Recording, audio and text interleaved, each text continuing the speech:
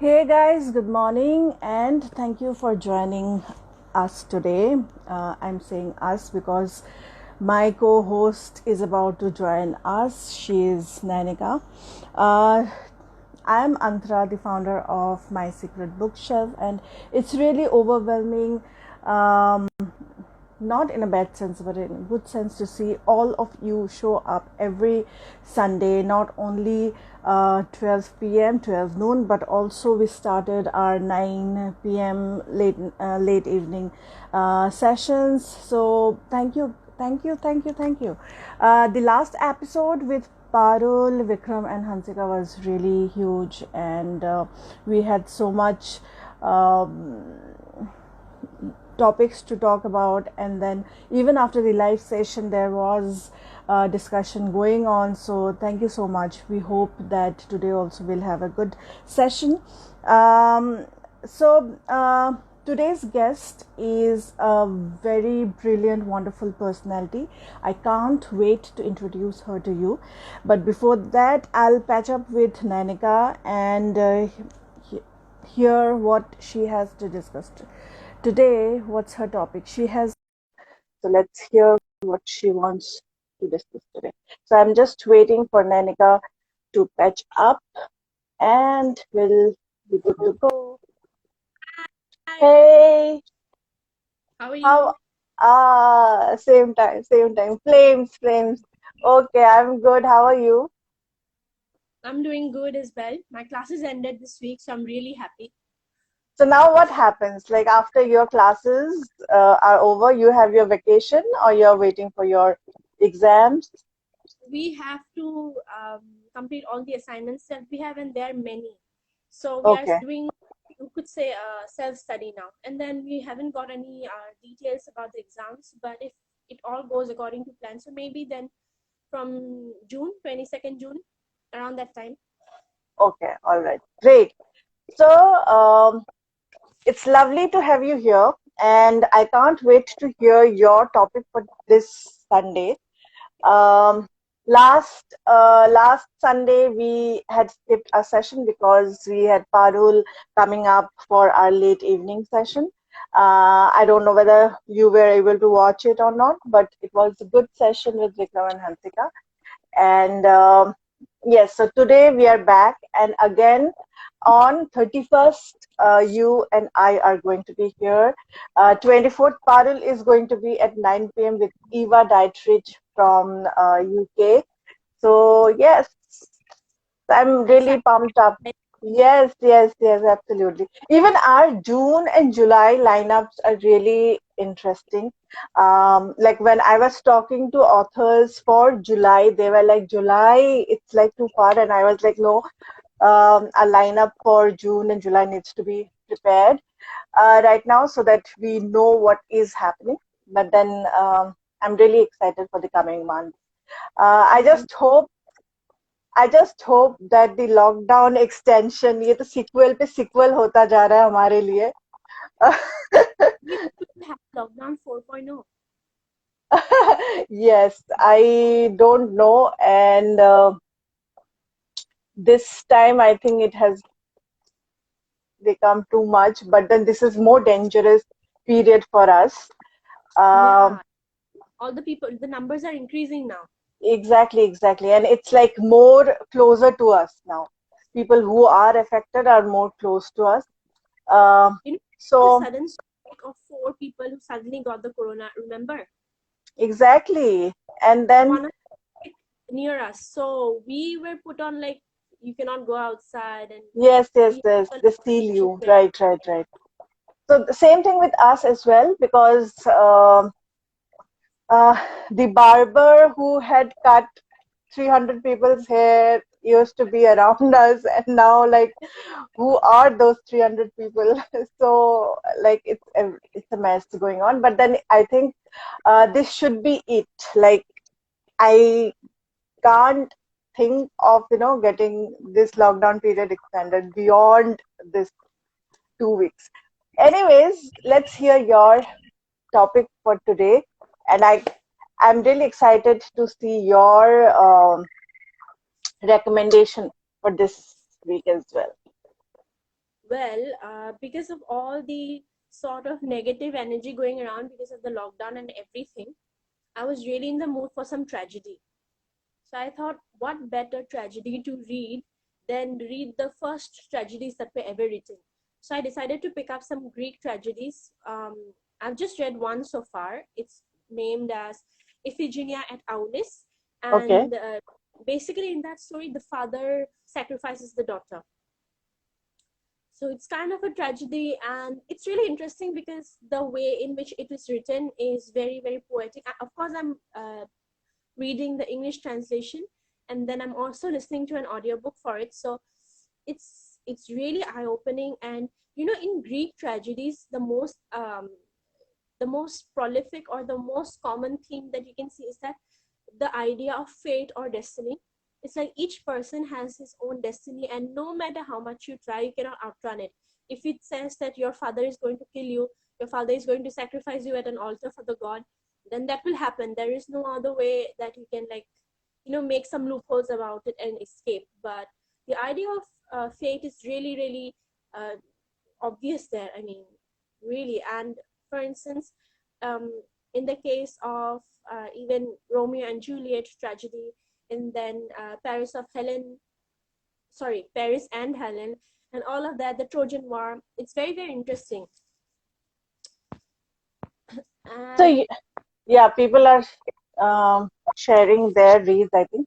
But I am more curious to know, like, you say sacrificing her daughter. So is it because of any political um, reason that the father thinks that I'll sacrifice her by taking her life, or there used to be like such kind of exchanges as well, like I'll give my daughter to the king in exchange of, in lieu of this? Is it something like that?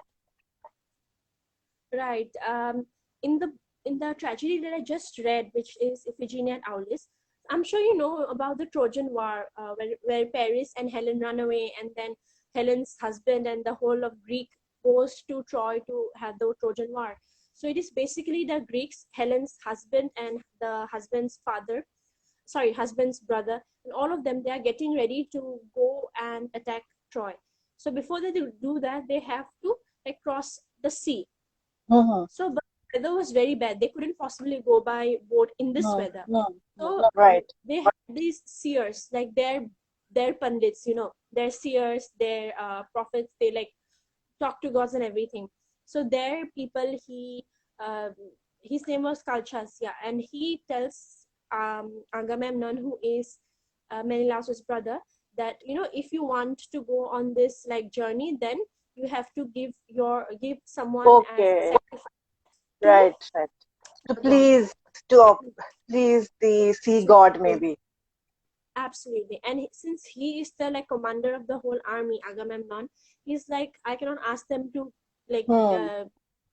I cannot ask them for their family members to sacrifice since Right. I'm the It has commander. to be I from. Right. Right. So he sacrifices his daughter. Okay. And we have a few comments. Right. Singh Right. Right.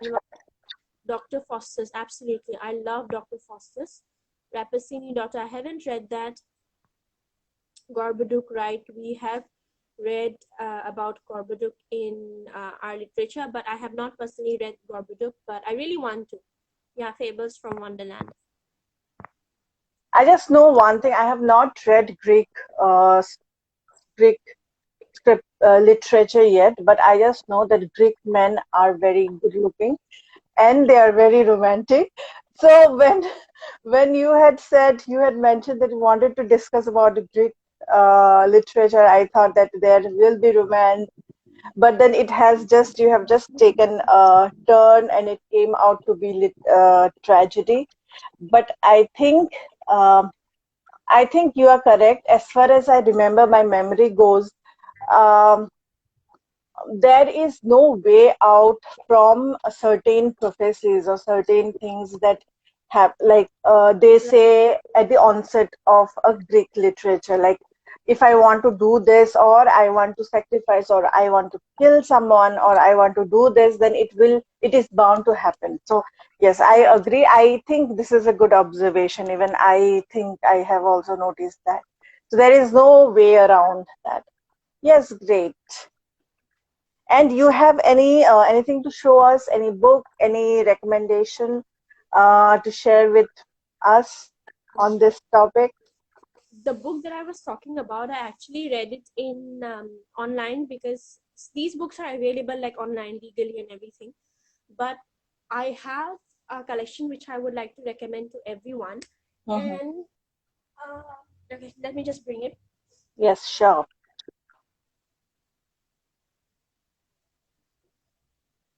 So the collection that I will share with everyone is this one, which is The Three Theban Plays.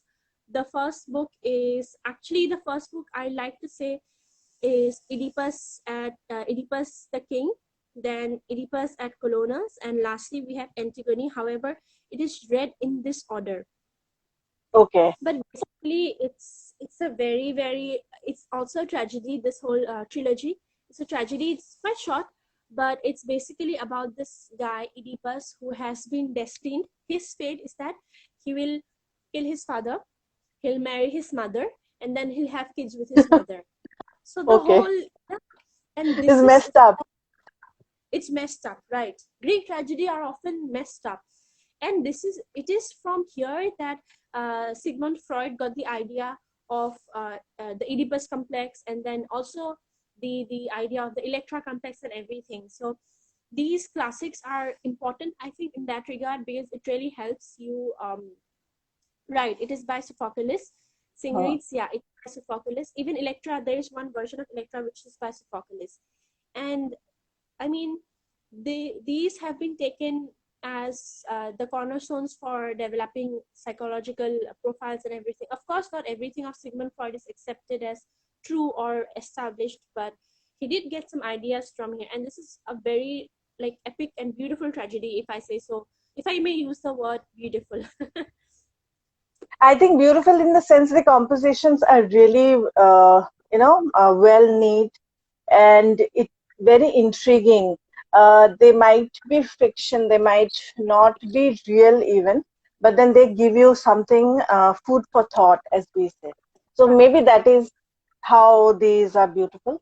But yes, that's really great. And I think uh, we could not see the name of your book properly, but then maybe later on we can share the name of the book with everyone as on our story. Or Right. you can I you will write as well. yes, if you can do that. Uh, if you tell me, then I can share the comment as well. The three, The Three yes, Theban, Theban Theban. plays, Oh yes, Play. great. So yes, so I think this is great, and people will be able to see that. So this is one of the Greek tragedies that you are reading currently, and it is a trilogy, I think, uh, Right. part of a trilogy. Okay, all right, great. Thanks, Nanika. And yes, so from Greek, we move on to Hebrew. Uh, our guest for today, I'm really excited to introduce her. She is not only a writer, she is an editor, she is an illustrator, and also a healer. She helps people who are trying to come out of emotional and physical abuse or trauma. Um, she is Shivranjana Rathod, the author of Hineni. This is the book. It's a beautiful And book. yes, Yeah. and I want to know everything about whatever went into, like, there are unique stories behind this book. I know about it, but then I want to discuss it with her so that you get to know it as well. So Right. I want to talk to her about everything that Hineni is and about her aspirations as well as her maybe whatever projects she's coming up with. One thing that I have really liked about her is I think I got connected with her. It's been almost a year now, and then I have seen her. She has been taking this book throughout the country. Like she visited Goa, Mumbai, Bangalore, like everywhere, and she's talking to people, meeting. And then I think that is a wonderful thing that an author needs to do, right? You need to come down, meet the readers, talk about your book. Um, it's a secondary thing whether they will like it or they would want to purchase it or not, but then at least let people know that the content exists. So I think I really liked her approach. Apart from that, she also designs and creates zines, and like I'm great that, like, I saw her one of her designs and I really like that, so I want to talk more about it and figure out what she's planning. So this will be my first time speaking to her, and so to have her, Nainika, unfortunately we will have to say you goodbye for I this will moment. definitely be watching the whole thing. So Yes, please do if you that. can be bombarded by my comments and questions and Yes, everything, please, so I'll please. see you soon. Yes, sure. Thank you, Okay, and I'll patch up with you later. right. Okay. Thank you. So, Thank you. guys, yes.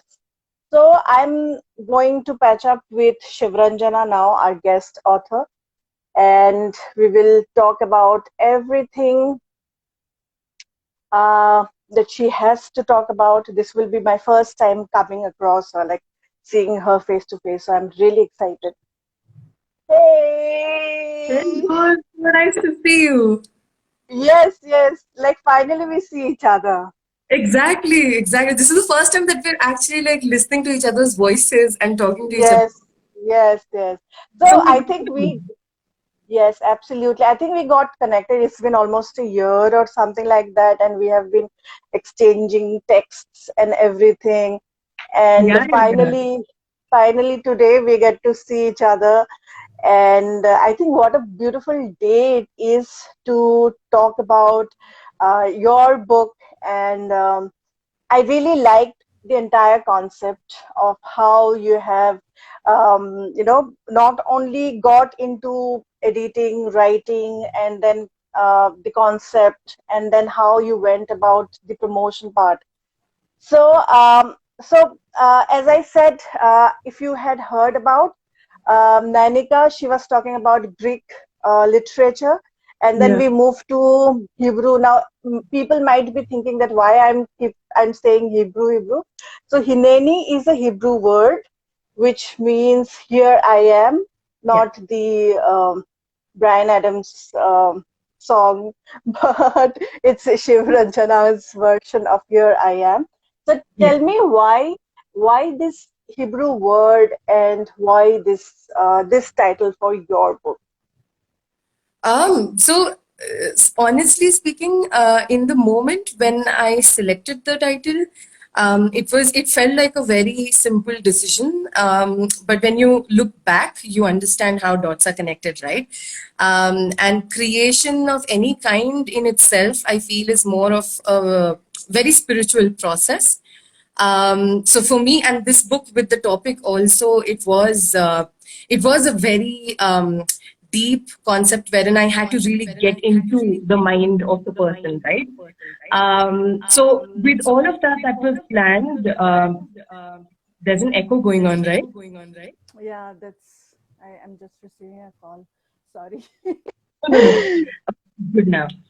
With the story, the plot in mind, in kind of talking about emancipation of an individual from an emotionally abusive structure, and hopefully also hope that beyond the structure, there is, not just one individual, but the entire structure also slowly emancipates. But it also always starts with one person. There has to be one hero or heroine, whatever you want to call it. So which is why I felt here I am. So I wanted a title that kind of conveys that emotion that, okay, I'm here now. I am, I'm whole and I'm beginning the process of self-construction and building my identity. But the word for it in English was something that I was not, there was no word that was connecting. And eventually, it was Leonard Cohen's last album that he put out, a month before he passed on. And the song that really struck a chord for me, at least, was "You Want It Darker." And when I heard the word Hineni, so he uses the word Hineni as if, communicating with whoever he looks up to, right? God or whatever Hmm. his belief system might be. And so when I heard that word Hineni in that song, it was that aha moment. It was a eureka moment for me. And that's when I just looked the word up. I was like, what does this word mean? It feels really good to me. And that's when I got to know that it means here I am. And I'm like, it was literally a gift from Leonard Cohen, is what I always say. And I think this project is very close to your heart. So everything, the entire universe might have got into, putting things together for you. And I think, as you were mentioning, the subject or the content is about, the story is about a person who, the protagonist coming out and becoming whole, trying to find out, figure out who he or she is. So you want Yeah. to talk more about this story that you are trying to narrate?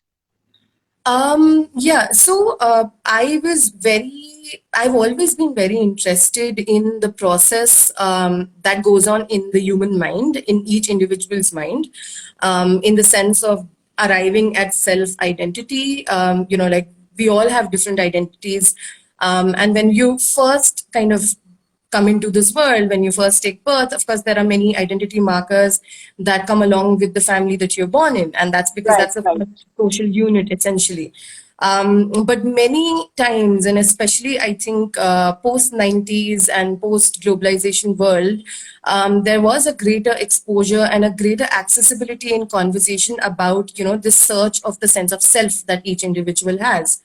And a lot of people, at least around me as well, and in my own journey, there has been always this journey of struggling to understand your identity, struggling to match that up Right. with the identity that you share with your community or your family. And one of the things that used to really bother me, even growing up, was why do we need to hide our authentic selves to fit in a certain mold, especially if we're talking about the family. So that why in itself began, a series of questions Hmm. on, like what exactly does family mean? What does community mean? And what are relationships all about? And how does that structure exist? So very simply put, Hineni is a story of a child who is born into a family that seems ordinary. It's your run of the mill story of a generation that was kind of brought together, and whether there was individual agency or not. Those are things that were secondary. That was not even a consideration. Like I know that for a lot of us, our parents' generations, there was always, I mean, I always hear this that, we didn't have these choices because that Hmm. was not there. But the point Right. and reason that I wanted to write about it is to kind of bring along and tie in all generations together to say that, maybe you didn't have that agency back then, but you can start asking those questions now. So the Now, story right. essentially Exactly. is that we're talking about emotional abuse within the family, but we're looking at the flaws in the structure. We're not looking at who's bad and who's good. We're simply saying that this is a structure which is flawed. It needs upgradation. I mean, Right. has also told us how many structures are really in need of upgradation. So Right. the family Right. system also desperately needs upgradation, and that was the intention behind Hineni, to say that this is how you can start asking questions and possibly really create a more sustainable and authentic family around you. Also, I think there will be many people who will be able to relate and resonate with this story, right? There are many, I would like to say that especially growing adults or adolescent people who are more on the verge of struggling with this structure, trying to Yeah, figure out who I am. And yeah, then when they read this book, they will be able to figure out, yeah, like yes, this is my story. I relate to it, and this is maybe how I can go about finding myself. So I think that is another good thing. Like that is why you need to put a story with such hidden value, maybe, or subtle value onto paper, so that people read and get to know that yes, this is how what I need. Like I'm not alone, and there is no reason for me to hide, Yeah. even if like whatever it is, even if it is my uh, family, or maybe my sexual orientation, or my likings, or the way I dress up. I like to be loud or something like that. So yes, Yeah. I think I felt that this book will be more suitable for people who are growing up, who are trying to figure out their identity, and because they go through, like we each one of us go through certain I cannot call it struggle, but then there are so many changes, hormonal changes, surroundings are changing when you are growing up, and then you need to turn into someone so that you have some guidance. And in India, even not only the family structure, but also our educational system is a little flawed, because there is no counselor that you can turn into, and so even school kids are like confused. So I think this kind of books, this kind of stories really help growing up. And I really feel like even I had a very trouble. I cannot say my family or my surrounding was creating those trauma, but then I think uh, like the thing that I experienced, if I had a counselor, or if I had some guide to turn into, I think that would have helped me tremendously. So I really look forward to seeing the response that your book will receive. And I'm really glad, and I'm so, this is something that I'm saying from the bottom of my heart. I'm sure you will understand. Like I'm so looking forward to see good happen to this book. So yes, Thank thank you. you. Thank you. Thank Uh, you. and I'm really curious, like Nanika also pointed out, that the cover is really pretty. And I know you are an illustrator yourself. So I wanted to know if this is your work, and Mhm. uh, how did you try to put this illustration onto the cover? Like there has to be some thoughts going into your head that yes, this story resonates with this cover. So I want to know more about that as well. So this is the bird is a phoenix, and my first introduction to the mythical creature that is a phoenix was through Harry Potter. So I'm a through and through Potterhead, and for life. So I feel like that's literally a book of life instead of just fantasy. So of course the one aspect of the phoenix is rising from the ashes, and which talks about your Right, resilience, which also right. talks about the fact that even though you may be going through a very tough time, and a lot of trauma also leads to a lot of growth. There are instances. I mean, I've seen it in my life. I've seen it in so many other people's lives, that when you've really seen a lot of trouble, and when you've really been able to hold yourself through that, there are times that we bottle it down because we are taught Mhm. that grieving and all of that is not important. You just go on and Or just remove maybe a it. sign of weakness. Or Yeah, maybe a yeah, sign yeah, of weakness, yeah, right? yeah. That's toxic masculinity.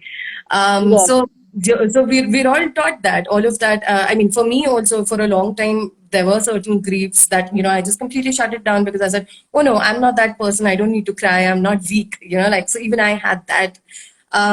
So what I wanted to kind of show through the cover was just a very fiery image that talks about the fire of resilience, because resilience is something that no matter who you are, no matter where you are in terms of the entire spectrum of traumas that you can be given based on your identity, based on where you were born, your class, caste, whatever it is.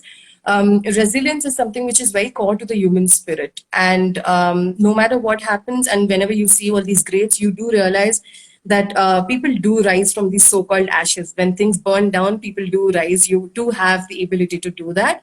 So that was one.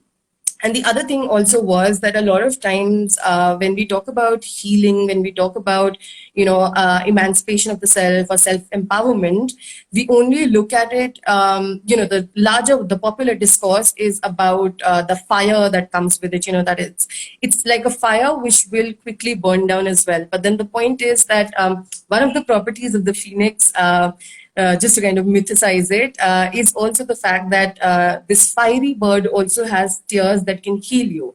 And heal you in the sense of that any poisonous wounds. So in the Harry Potter series, that there's an example of the basilisk, which is, like literally there's no cure to that poison that can kill you, that can be fatal. But then just one teardrop of the phoenix can really heal it. It closes the wound. And that also is about the fact that all the powers of healing, all the resources for healing are right within the self. And it's a lot of hard work. Of course, you may need support and you need community, you need assistance. Of course, that's all there. But the core of healing lies in the healer guiding you towards that healer within you itself, right? To find that strength and resilience within yourself. So that was my intention to kind of communicate, and which is how the cover came about this way. Right, great. So now everything makes sense actually. Like like how it is. Yes, absolutely correct. How you need to come out. You can fall. Like I have always felt, I have always believed that failure is not actually failure until and unless you give up to get up, get back up. I hope I'm making sense. What I'm trying to say is that until and unless you get up every time you are falling or you are failing, um, the moment you give up is your failure. And every But time when also, you get up, yeah, but also in that, just sorry, I'm butting in, but also the one thing that I really also hope that gets communicated, especially through this live as well, is that, you know, in a lot of popular social media motivational coach spectrum of work, I'm not saying that that's not good work. I'm sure like people are able to help and all of that. But there's this sense of, oh, like there's a very regimented, very militarist way of looking at, oh, you need to get up and, all of that. And this balancing of the tears with the fire of the phoenix for me is speaking about that there is a need for balance within gentleness, as well as being able to pick yourself up and all of that. Because many times if you just kind of look at that one discourse of, no, I have to get up, no, I have to get up, and if I've fallen down and if I give up my will and all of that, when you give up your will, or when there are chances that you just don't feel like getting up. All of us go through these days, and especially with the lockdown, there are yes, times that yes, people yes. have just, you wanted to just lay in bed all day long because you don't know if there's any point to carry on, right? There are times that each one of us has gotten to that existential question. And that's when you need gentleness. And that gentleness can start from within you. And that's where also the community plays a role, wherein one person falls down, the other person can always pick you up. And there's Pick no you shame up, in right? needing help also. Exactly, exactly. Yeah. And another, yes, that's a good point. And I think that is where family plays a very important role to, get your back all the time. When Yeah. I was going through a very when I experienced depression for the first time, I was staying away from my family. And the moment I was diagnosed, I realized that I need to have a support system. I need to start falling back upon. And I like till today, I think that why people are not staying. There are so many people who doesn't stay with family, but then I being with my family, with my uncles, aunts, my cousins, I think that's a huge support system. And that is what, like, there is no shame of asking for help. Yeah. And another thing which many people will not understand unless and until you have experienced, you have gone through, this is that coming out of the denial and accepting that you need help. um, Many times, like we have been brought up like girls, we have been brought up, like you have to compete with the world, you are strong, you are equal and everything, and you cannot be weak, you cannot show your weakness. And then suddenly you start, you not start, but you stop asking for help.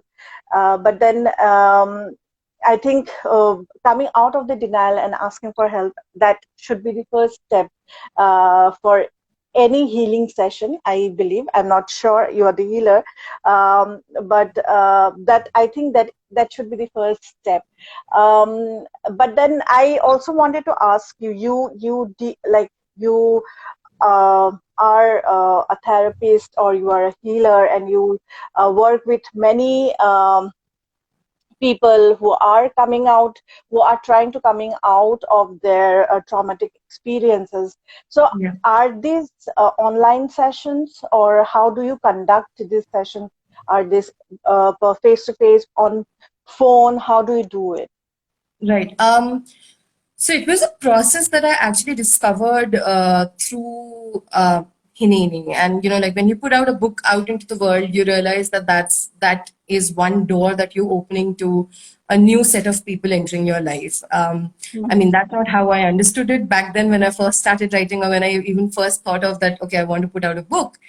And I think the one thing that I discovered, and the reason that I really wanted to talk about emotional abuse, was that the foundation of every oppressive and any oppressive structure is emotional abuse. If you understand emotional abuse, you'll be able to crack the code of breaking out of any oppressive structure, whether it's patriarchy, whether it's caste, whether it's class oppression, whether it's income equality, inequality, all of it, the foundation is emotional abuse. Um, Once I put the book out, I started noticing there was this pattern that I followed, wherein there were emails after emails of people who found the book. And I mean, I was really deeply trusting of the fact that whoever needs a book will find it. Because I was very conscious of the fact that this book is not for everyone, because you Right. see emotional abuse, you say these two words, and a lot of people shut down because at that moment they may not have the capacity to process it or to work through it or whatever, and that's perfectly fine. So a lot of people, especially a lot of young women, seemed to reach out, sharing their own experiences, whether it was at work, whether it was in school or in college, or whether it was within the home. And for me, it was very important to also address this within the family, starting with the family, because in our discourse of the society that we all live in, the family is supposed to be the primary safe space. But if your Right. family is not your safe space, where do you go? Because we don't have a mechanism like that. And then with patriarchy, of course, there are 10,000 notions of, oh, this girl is an errant girl, or, like there are 10,000 labels on your character and, stuff like that. On the other hand, if you look at other gendered identities, there are different complexes of, feeling really bottled down in these normative ways of looking at what they're supposed to be. And which is where a lot of people who've struggled with coming out with their sexual identities or with their other forms of gendered Other, identities, yes. they've also, like, there have been people who've reached out saying that like, I really resonated with this because and then they really want, the goal with this book and the goal with I think them reaching out to me also was that, hey, I want you to know that I feel seen, I feel heard, and my pain feels real and validated through the process of reading this book. And that, for me, that was the biggest, of course, the biggest return throughout this entire process. And post that, so initially, so I'm not a licensed therapist. I am Okay. a super duper interested in psychology. I think it's been 7 years that I've been really working in the space of emotional abuse. Was never sure why I was working in it, or was never sure what I would make out of it, but I was sure that that was what I wanted to get into, Mhm. because I needed to kind of, I have always been very curious about things, right? And then I was kind of afraid at first when these people started reaching out to me, because it's a big responsibility to kind of receive and, Right. hold space for another person. I Right. mean, I Right. can do Right. that in a personal way, but if I really don't know the person, it's difficult for me to feel ethically okay in Right. saying that, yeah, I can help you, because it may be that I could not, right? There's a fair chance of that. So initially, I kind of directed people. I found out resources. I found out everything that I've used in terms of the resources that I have, or the people or communities that I know. I would connect them. But then, if you look at the national numbers on people actually working in the mental health space, you do realize that there are very few people as opposed to the entire, paradigm of struggles that each individual goes through. So you can't possibly share, you can't expect everybody to gain maximum out of the resources that are currently available. Um, and also with me, because I'm a writer, so I have the ability to kind of get into the finer details of things. So that's been a process for me as well, like when I was looking at answers or looking at questions, etc. But that the other person may not be able to do it, right? Because they're not in the headspace to do it, or maybe they don't need to do it, they can be helped. So which is when I began this process of conducting online sessions. So I mean, depends on wherever you are. Like if you're far away, doesn't matter, because right now, I mean, COVID has also taught you that distances really don't Right. matter. So yeah, I mean, I do online sessions. I do basically listening therapy. I also do art therapy based sessions, which is focused on portraiture. I also have an online class on it on Udemy. So if somebody wants to check that Okay. out, they can do that. And I also do tarot based thinking and healing. So I Okay. do predictive work. And it was also something that I took a long time to kind of understand that, why am I thinking about tarot cards and how am I using tarot cards? Because I've rejected all of this as mumbo jumbo. So my mom, if she would know that I do tarot readings, she would also laugh at it. But it's been an interesting process because over the last 1 year, I've been privileged enough to really help people and assist them through processing some really intense grief in shifting from one place in life and to another. So the focus of my healing session really is on emancipation and self-empowerment, of course. And the second focus that I also kind of intend in sharing is that the most difficult aspect of existential fulfillment that each human being goes through is in the transitions that happen from one phase of life to another. And COVID again is another example. So my job becomes to help you process and move through those transitions and those shifting realities so Okay. that you don't feel really lost out at sea. You can, you're grounded and you can move through those changes. So that's what I help. That's really great. And they can write to you, they can call you. How do they reach you? Your website, through your website, maybe?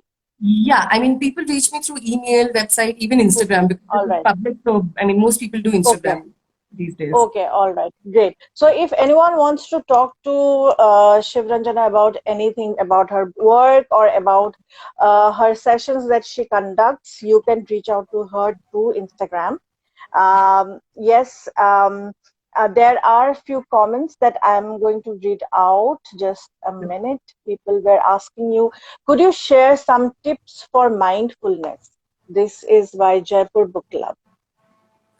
Tips for mindfulness. I think the first step is, most importantly, I think meditation or any form of activity that helps you just kind of tune out the world. I think the biggest challenge right now is that all of us are really hooked onto social media and the news. So maybe if you could start your day with 10 minutes of doing something that requires your utmost focus, utmost presence in that moment. One form could be writing, so, write a journal. Or if you just want to scratch on paper and just kind of sketch something, you need not be a writer, you need not be an artist. I mean, that's not a qualification, but something that requires you to be present in the moment. A lot of my process throughout this lockdown also has been gardening. So, find something that you can start your day with for 10 minutes that you can switch off from the world and just kind of tune into yourself. So I think that's the beginning process. Then, of course, you find your way through it as you kind of really start enjoying that process of mindfulness. Yes. I hope that helped. Yes, this sounds actually helpful and very informative. Actually, this I never thought of it in that way, but then I think I'll also try to do something like that. Next question is from Nanika herself, and she is asking you your favorite fiction work. I know it's Harry Potter. So the biggest, like the most important, like in Hindi, there's a term called grunts. So for me, for my life, it is Harry Potter. I know for some people who don't like Harry Potter, it might sound ridiculous. But the other book that I really go back to time and time again is The Unbearable Lightness of Being, which is Milan Kundera's book.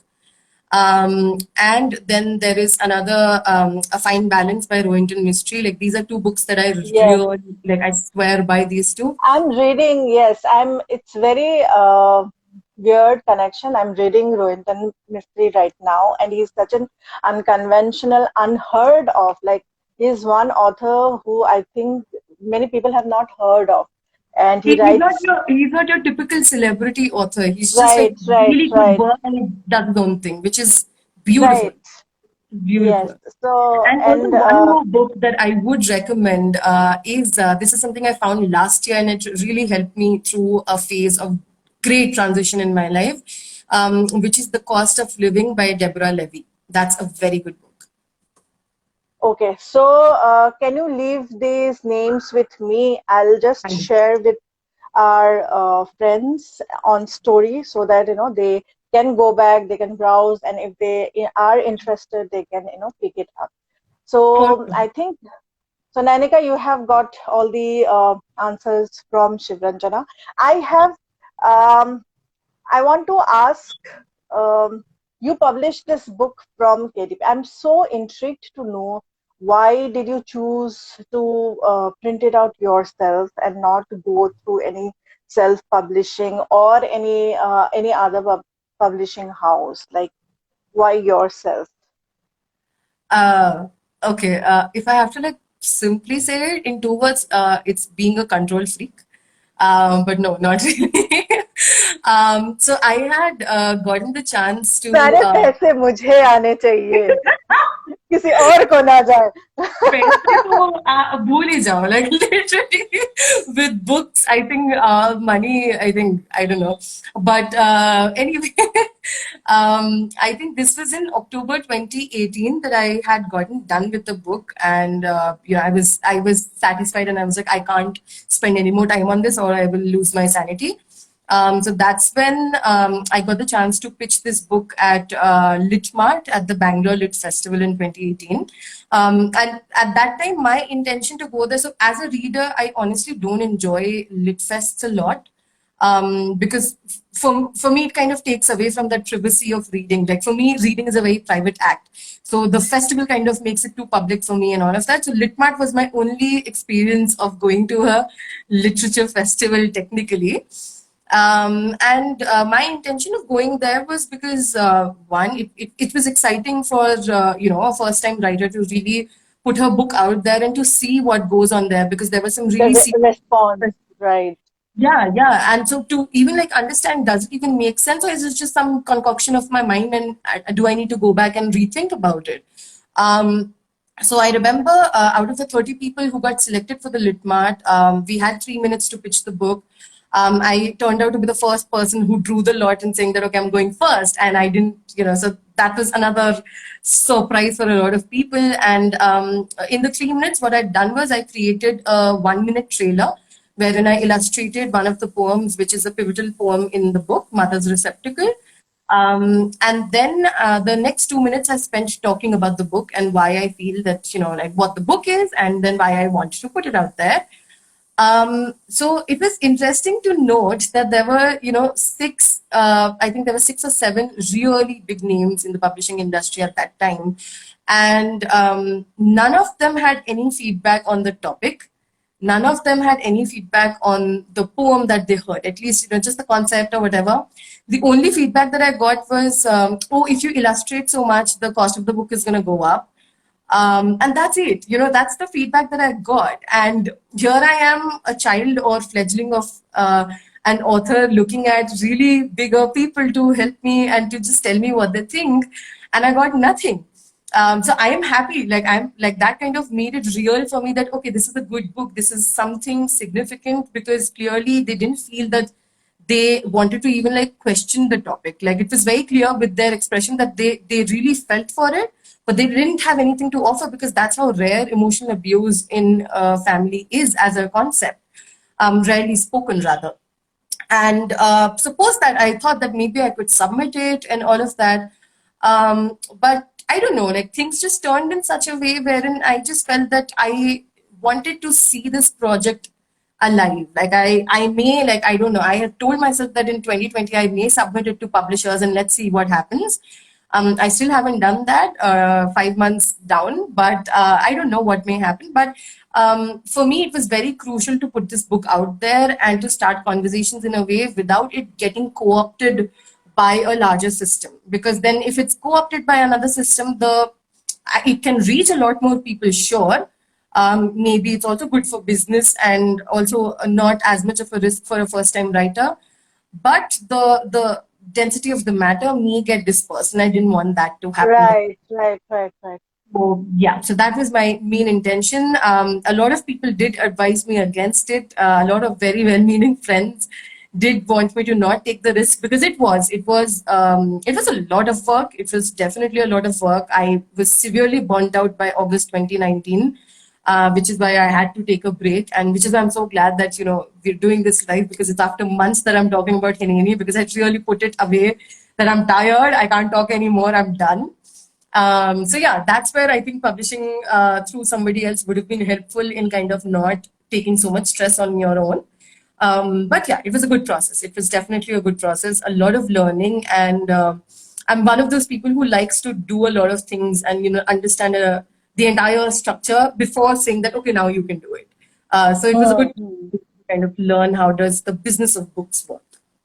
Right, exactly. And I think, unfortunately, the literary scene is a little twisted. I'm getting another call, so I'll just Oh, put that off. So I think it's a bit twisted in India, and I have faced similar situations with publishing houses. What I feel is that the passion is missing, because maybe most of them are employees and under a payroll, so they're just trying to do their job, and they are not actually passionate about finding good content. So that is what I have tried. I think that this is the main reason, because I have been associated with many good leading publishing houses as well. But then I think the small hybrid publishing houses are coming up, which are a bit, they are passionate, they understand what they're trying to do, they support authors, and I think that is going to go a very long run. It's a very interesting space now, because I think one of the publishing houses, the hybrid ones like you speak of, who had kind of encouraged me furthermore to kind of pursue it and do not kind of put it off for later, was Bombay Kala Books. I do want to give them props there, because I had submitted a book and they had liked it, but for them it was too intense a topic, and they were very open about it. But at the same time, they were very encouraging, saying that you should go ahead and do it. Don't hesitate and all of that. So, which I feel Right. very optimistic about, that there is shift happening in the literature industry, so which is good. Absolutely. And then there are readers like me, or I'm sure there are more readers like I am, who are looking for unconventional reads. We are not looking for any conventional run of the mill. Like, we want to experience, we want to explore, and we want to figure out something which are like hidden gems, like I call, like Hineni. So yes, yes, absolutely. This is available with My Secret Bookshelf. I have to say that the paperbacks are available with us on our online bookstore, and these are also signed by Shivranjana. So if you should go and visit our online bookstore and go through the blurb. If it interests you, do purchase it. We are under another 2 weeks of lockdown, so we are not shipping out right now. But then, as soon as everything gets back to normal, we'll be shipping the books. But then, don't wait. If you want to purchase, do that. Another thing, the last question is your pipeline projects, any projects that you're working on right now, anything that we can expect to see? So I'm not putting any deadline because the concept of time has literally gone out the window for all of us. But I am writing something which I just realized, I think 2 days back, that it's something that I've been writing for a while. It's again on the lines of existential questioning and searching for value and searching for answers which are more of life, birth, death kind of trajectory. Because as a concept, I think one thing I did kind of realize recently was that as a concept, I've been reading on death for a long time. Like I didn't even realize it. I thought it was a personal interest, but turns out that there are things that I can share with a lot of people. And it's again part of the process of, understanding grief and understanding life and transitioning through understanding that process of, these very existential things that no matter where you are, what part of the world you are in, all of us experience this. So yeah, that is something I'm working on, but there is no deadline. There's no structure right now. Right now, it's just free flow. Besides that, I have been working on projects as a consultant with a few organizations that work with schools and that work with teachers in terms of teacher training and teacher professional growth to kind of look at how can we understand identity and how do we understand the emotional health of children and any age group per se, and how do we kind of take that in the picture along with the teacher's emotional well-being and bring that together to make classroom a healthier, safe space than what it was or it has been for a long time. So I did create a course on it called Family and Identity, which I ran in February this year. Feels like ages ago. It was at the Doon School, and now I'm working on another series. So let's see. That's another project that's happening. Yes. So good luck with that. And Thank any you. Zine, like your mental Zine, I had seen it, and I know it ran out. Like the moment you had published it, it just went off the shelf. The stock got sold out. So, like, I want to know whether you are putting out another stock of your Zines, or you're planning to do any other Zine, any other topic, anything So in I that. have two. So this is the zine that I first created, which is called Menthol Memory. This was something I created around the time of my Bombay launch in July, and so this is the only copy that I have. Like this was the first copy that came off the print, and I've just held on to it. There is another zine that I've done, which is on the topic of marriage and exploring the self. It's on my Instagram as well. So these are two zines that are there. There are a couple more that I have made, but with all the lockdown and all of that, I've kind of made digital copies available of it. So if anybody's interested, I can of course like mail them the copy. Yes. It's Yes, free. yes, of You course. want to just read it and have fun. That's the purpose of the zines so far. All right, so great. So I think we are running out of time because the live stream only allows 60 minutes and we are already exhausted. 58 minutes, so 2 minutes wow. more. I want to say thank you for joining me today, and thank you so much for taking out time and doing this session with me. I hope that we do good with your book, as well as I really hope that more and more people get to read this. You do good work. I hope that you reach out to many people, and we will keep in touch, and let's plan another session soon. So For thank sure. you, And thank Shivrachana. you. Thank you so much for doing this. It's so encouraging for authors like me. And thank you for showing all the support. I remember, I think I texted you also that I really appreciate all the love and support that you give to me. Thank you so much for that. It's encouraging. Welcome. And we have only 25 seconds. So thank you, Shivrachana. Take care You and have a too. lovely day. You too. And yes, and I am saying bye to everyone, and hopefully we'll see you next Sunday. 9 p.m. is our next, like 24th, we'll be having our late